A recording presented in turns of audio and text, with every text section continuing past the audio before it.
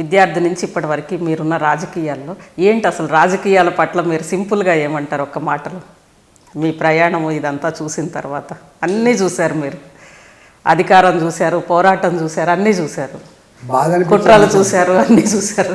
రెండు విషయాల పట్ల ఇప్పటికీ నాకు రిజర్వేషన్ ఉంది. ఏ అంబేద్కర్ గారైతే కులాలు లేని, మతాలు లేని, అంతరాలు లేని ఒక సమసమాజం ఏర్పడుద్దని చెప్పి భావించారో అది ఈనాటికి సిద్ధించకపోవడం అనేది బాధేసే అంశం. దాని ప్రధాన కారకులు పాలకులు మాత్రమే అని చెప్పి నమ్ముతాను. రెండవ మాట అది బాధాకరమైన విషయం.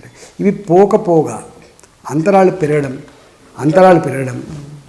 రెండవది ఇంకా మళ్ళీ కులాలలో కూడా మా కులాన్ని ఎస్సీలో కలపండి, మా కులాన్ని ఎస్టీలో కలపండి, ఎస్సీలో ఉన్నటువంటి వాళ్ళు కూడా వర్గీకరణ జరగాలంటే పరిస్థితి. అంటే అర్థం ఏంటంటే ఎక్కడో సామాజిక న్యాయాన్ని కానీ, సమతుల్యతను కానీ, సంపద డెవలప్మెంట్ విత్ ఈక్వల్ డిస్ట్రిబ్యూషన్ అని చెప్పి సంపదను పంచడం కానీ విఫలమైంది. కాబట్టి ఇవాళ ఇవన్నీ కూడా వస్తున్నాయి. తప్పు కాదు, ఇవన్నీ వచ్చి రావడం తప్పు అంటలేడు.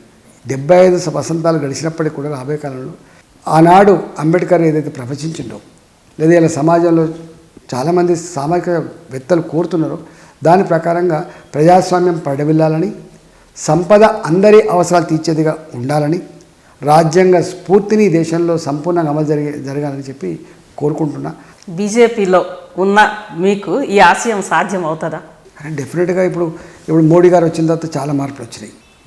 వాజ్పేయి గారు వచ్చిన తర్వాత కొన్ని మార్పులు వచ్చినాయి. మోడీ గారు వచ్చిన తర్వాత తప్పకుండా భారతీయ జనతా పార్టీ ఆధ్వర్యంలో ఇవాళ అంత్యోదయ ఫిలాసఫీ, దీన్ దయాళ్ గారి అంత్యోదయ ఫిలాసఫీ ఏంటి అంటే పేదవాడికి, పూరెస్ట్ ఆఫ్ ద పూర్కి ప్రభుత్వం అండగా ఉండాలి, అన్ని అవసరాలు తీర్చేది ఉండాలని చెప్పే ఫిలాసఫీ ఉందో దాన్ని అమలు చేస్తామనే సంపూర్ణమైన విశ్వాసం ఉంది.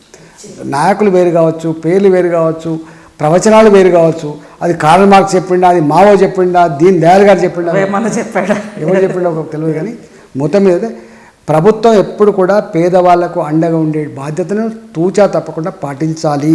అదే నిజమైన ప్రజాస్వామ్యం, అదే నిజమైనటువంటి భారత రాజ్యాంగ అంబేద్కర్ స్ఫూర్తి. చివరిగా తెలంగాణ సమాజానికి మీరు ఇచ్చే పిలుపేంటి ఈ రోజున్న రాజకీయాల్లో? ప్రజలు తాత్కాలికమైనటువంటి వాటిల్లో కొట్టుకుపోకుండా పార్టీల యొక్క చెప్పే మాటలేంది, ఆచరణ ఏంది, నాయకులు చెప్పే మాటలేంది, ఆచరణ ఏంది, మన సమాజాన్ని సవ్యంగా నడిపే వాళ్ళకి మాత్రమే అండగా ఉండండి తప్ప తాత్కాలికమైన అవసరాల కోసము, తాత్కాలికమైన ఎమోషన్స్లోనూ ఆగం కాకండి మాత్రం చెప్పదలుచుకుంటాను.